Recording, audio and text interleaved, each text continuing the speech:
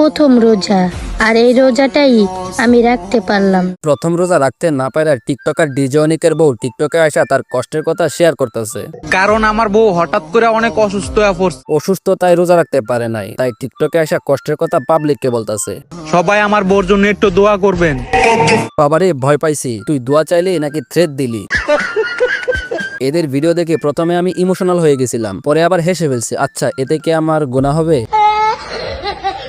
So WhatsApp ভাই brother, কি অবস্থা সবার, কেমন আছো তোমরা? আশা করি আল্লাহর রহমতে তোমরা সবাই অনেক ভালোই আছো। আজকের ভিডিওতে কিছু ব্রেনলেস রোজাদার টিকটকারদের একটু হালকাভাবে রিভিউ করতে চলে আসছি আমরা, তোমাদের রোস্টার গুরু। বাঙালি জাতির ধৈর্য কম, তাই চলো ভিডিও করা যাক শুরু। রহমত নিয়ে এলো মাহে রমজান, বরকত নিয়ে এলো মাহে রমজান। আপনি তো সেলসেলায় বেচতে যান। রমজান মাস আসছে, রমজান মাসে আল্লাহ বেশি বেশি ইবাদত করতে বলছে, রোজা রাখতে বলছে, তোমার বউয়ের পেট ধরে টিকটক বানাইতে বলে নাই। রোজার মাসে সবাই রোজা রাখে, ইবাদত করে, কিন্তু টিকটকার আর বউ ব্যবসায়ীরা টিকটক করে। রহমত নিয়ে এলো মাহে রমজান। কতটা ব্রেনলেস টিকটকার হলে রমজান মাসে গান লাগায় বউয়ের পেট হাতায় আর টিকটক ভিডিও বানাইতে পারে?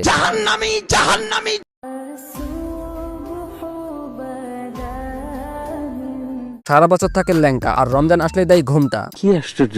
মানে এমন একটা ভাব নিচ্ছে যেন মনে হচ্ছে রোজার আগে কক্সবাজার থেকে হজ করে আসছে।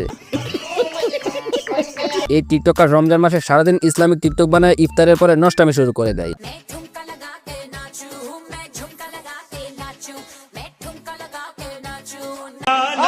শয়তান এক মাসের জন্য ছুটিতে গেলেও দায়িত্বটা কিন্তু এইসব টিকটকারদের কাছে দিয়েই গেছে, আর তারা শয়তানের দায়িত্বটা ঠিকঠাকই পালন করতেছে। বলেন কি?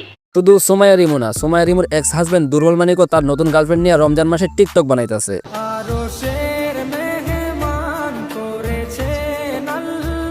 রমজান মাসে শয়তান বন্ধ থাকলে শয়তানের শয়তানি কিন্তু বন্ধ হয় না, আর এই শয়তানিগুলো করে টিকটকের প্রতিবন্ধীরা। ঠিক বলেছো। আচ্ছা, তুমি কয়টা রোজা রাখবা? নিয়ত তো করছি 30টা। কিছু তোমার আহারে ডিজে অনিকের বউ অনেক অসুস্থ, তাই সবাই তার বউয়ের জন্য দোয়া করবেন। হঠাৎ করে আমার বউ অসুস্থ হয়ে গেছে, আমার বউর জন্য সবাই দোয়া করবেন। ভাই তুই এটা দোয়া চাইলি নাকি ছেদ দিলি, কিছুই বুঝতেছি না।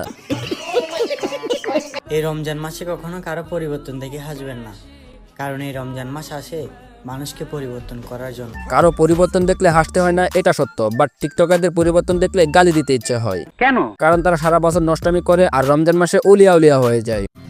মানে তারা রমজান আসলেই হুজুর হয়ে যায়, রমজান চলে গেলে আবার তারা নষ্টামি শুরু করে দেয়। এই রমজান মাসে কখনো কারো পরিবর্তন দেখে হাসবেন না। রমজান মাস আসলেই টিকটকার গুলা পরিবর্তনের কথা বললেও অ্যাকচুয়ালি তারা পরিবর্তন হয় না, বরঞ্চ তারা নতুন করে ভণ্ডামি শুরু করে দেয়। মানে তারা রমজান মাস নিয়েও ব্যবসা শুরু করে দেয় কয়েকটা ভিউজের জন্য, তাই টিকটকারদের পরিবর্তন দেখলে গালি দিতে ইচ্ছে হয়। যাই হোক গাইস, এই ছিল আজকের ভিডিওটা তোমাদের কাছে কেমন লেগেছে কমেন্টে বলো। ভালো লাগলে লাইক করো, পেজ হইলে ফলো করো, আর ইউটিউব চ্যানেল হয়ে থাকলে সাবস্ক্রাইব করো। So friends, all the best, দেখা হবে পরের কোনো ভিডিওতে।